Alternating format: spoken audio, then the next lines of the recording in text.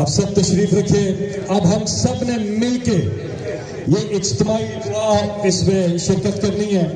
दुनिया भर में जहां जहां पाकिस्तान के अंदर और पाकिस्तान से बाहर जितने भी पाकिस्तानी हैं, सब आप इसमें बराह शिरकत करें।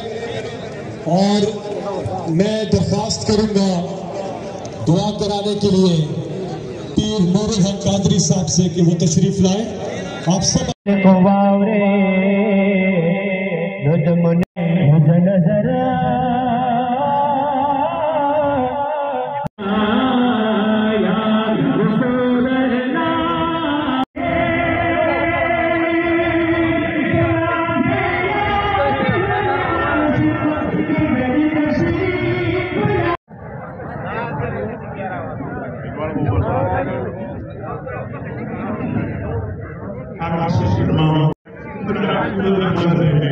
और पीछे जो आपसे सहारे मेरे सामने सुबह के बच्चे बैठे हैं।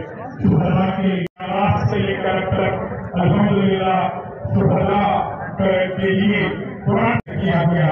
अल्लाह करीम अपनी बारगाह में कबूल फरमाए। और मैं पेशावर और इसके मज़ाफात पेश करने के लिए इस इज्तिमा का इनेकाद किया गया है।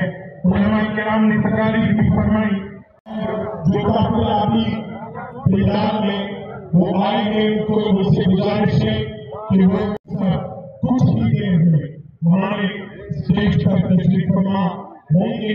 फिर उसके बाद